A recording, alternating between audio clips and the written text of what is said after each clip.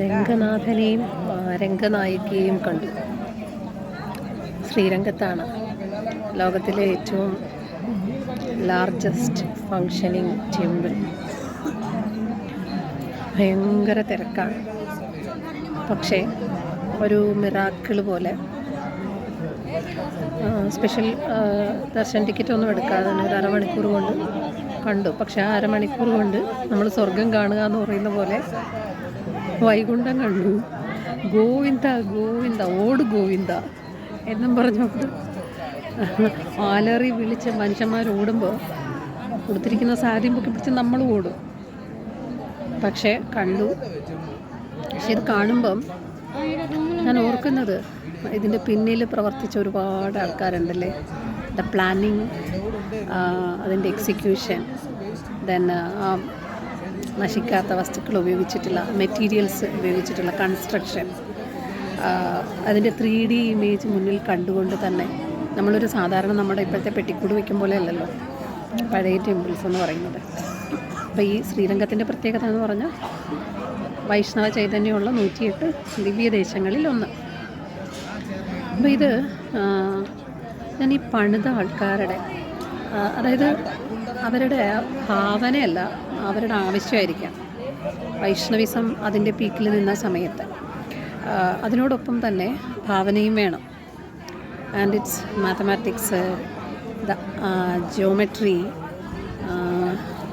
പിന്നീട് എന്താണ്, പിന്നെ സയൻസ് ഓഫ് കോഴ്സ്, ഇതെല്ലാം കൂടി ചേർത്തിട്ടുള്ള കൺസ്ട്രക്ഷൻ. പ്ലസ് ഏറ്റവും ഇമ്പോർട്ടൻ്റ് ആയിട്ടുള്ള കാര്യം എന്ന് പറഞ്ഞാൽ വീട് പോലെയല്ലല്ലോ പഴയ ടെമ്പിൾസിൽ, പഴയതല്ല പുതിയതായാലും ടെമ്പിൾസിൽ ഏറ്റവും ഇമ്പോർട്ടൻറ്റ് ഫാക്ടറാണ് ഈ aligning of mathematics and geometry എന്നതിലുപരി അക്കൗസ്റ്റിക്സ് എന്നുള്ളത്, ശബ്ദവിന്യാസം. കാരണം ഈ പഴയ ക്ഷേത്രങ്ങളൊക്കെ നോക്കിക്കഴിഞ്ഞാൽ അതിൻ്റെ ഗോപുരങ്ങൾ വളരെ പൊക്കത്തിൽ നിൽക്കും. അത് കേട്ടിട്ടുള്ള എന്താണെന്ന് വെച്ചാൽ ഇതെല്ലാം എനർജി ക്യാച്ചിങ് സെൻറ്റേഴ്സാണ് എന്നാണ്. അതുകൊണ്ടാണ് നമ്മളവിടെ നല്ല മനസ്സോടെ പോകണം എന്നൊക്കെ പറയണത്. പിന്നെ വേറൊന്ന്, ഈ മഹാക്ഷേത്രങ്ങളെല്ലാം തന്നെ നമ്മൾ കേട്ടിട്ടുണ്ട് ഏതെങ്കിലും സിദ്ധയോഗികളുടെ സമാധി സ്ഥലങ്ങളാണ് എന്നുള്ളത്.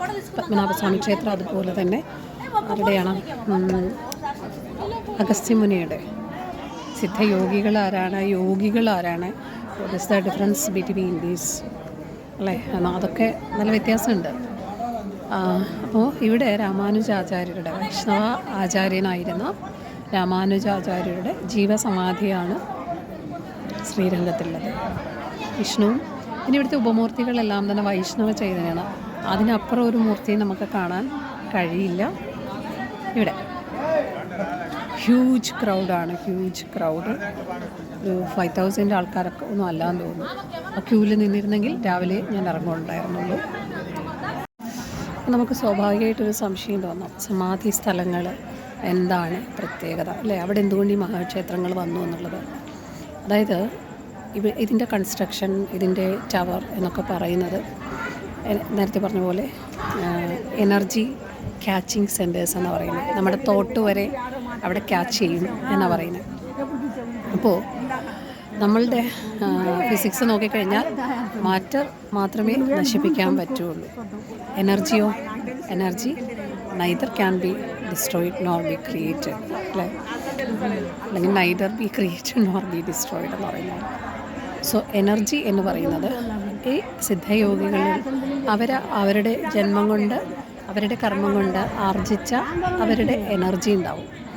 അവരുടെ ശരീരം നഷ്ടപ്പെട്ടാലും അവരവരുടെ എനർജി ഒരു പർട്ടിക്കുലർ പ്ലേസിൽ ഡെപ്പോസിറ്റ് ചെയ്യും എന്നാണ് പറയുന്നത്.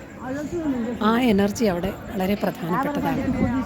അപ്പം അത്തരം സെൻറ്റേഴ്സ് സിദ്ധയോഗികളെന്ന് പറയുമ്പം അവർ വെറുതെ മാറി നിന്ന് ജപം കൊണ്ട് ഇരിക്കുന്ന അല്ലെങ്കിൽ സമൂഹത്തിൽ നിന്ന് മാറി നിൽക്കുന്ന ആൾക്കാരല്ല.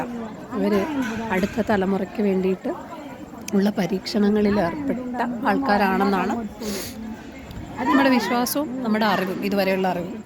അഗസ്ത്യമുനിയെ എടുത്ത് നോക്കിയാൽ മതി. അഗസ്ത്യമുനി ആരാണ്? കളരിപ്പയറ്റിൻ്റെ ഉപജ്ഞാതാവാണ്.